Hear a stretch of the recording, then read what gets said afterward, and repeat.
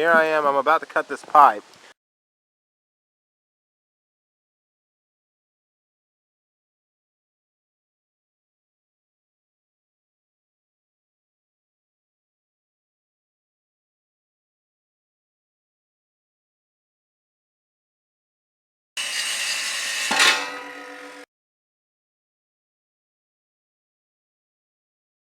Hush. So I just welded both ends. And now I'm going to go ahead and I'm just tack welding it for the mock-up.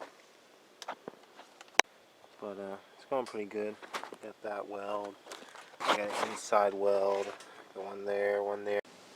This is my last square tubing. It's a little bit rough, has some holes in it. But I'm going to weld it here. Here, I got it grinded and ready. And from this square tubing will come a brace member going into the bucket on each side. And also I'll have 45 pieces on each side. But so far so good. So I got my lines drawn where I want to cut it. I don't know if I'll be able to cut this. This looks very, it's going to be a hard cut to do. I'll try my best though. There we go. I got one side off. I had to grinder it with cut-off wheels. Don't seem to want to last long when you do that type of cutting. Took me about 4 cutting blades, 4 cut-off wheels.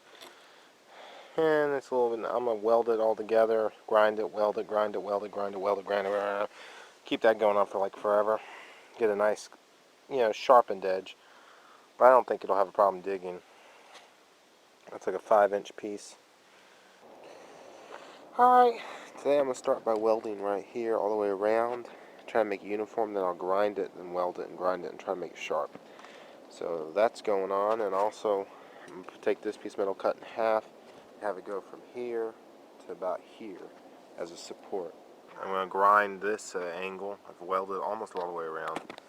I got my grinder right here. I'm going to go like slowly, do the inside, taper it a little bit, and then I'll switch off and do the outside. And then by then my welder will be ready to weld again. It overheats, it has a thermal overload protection. It only has a duty cycle of 4%.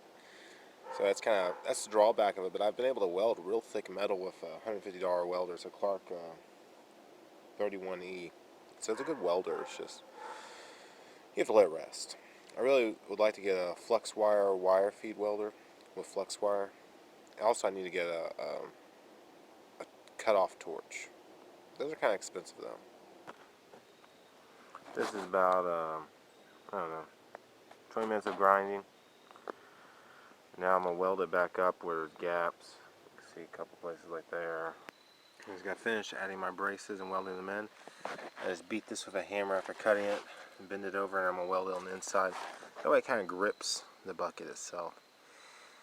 And then I'm going to weld up a little bit of that edge, and then also the back side. I'll flip that over and start welding it.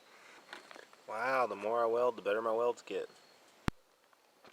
Well, it worked. I actually was able to pop roots with the thing, but I pulled, it was evidently a lot of weight, and it pulled the bolts through the tube steel. So they're in there. The bolts didn't shear themselves. So where the bolts tore through, I'm going to take a real thick piece of metal. This is 3/8 inch steel, and weld that across there. Make one big washer. And I'm also going to put that on the back side of the mount plate assembly. Keep it from tearing out in the future, because you look at that one, it's kind of concave, which is about 3 feet. I'd say about 3 feet. And I can get a hole about 16 inches deep with 3 feet. The reason I can go down and loosen it, but I can't pull the dirt out because it's not curved. I've tried it a couple times, it works good.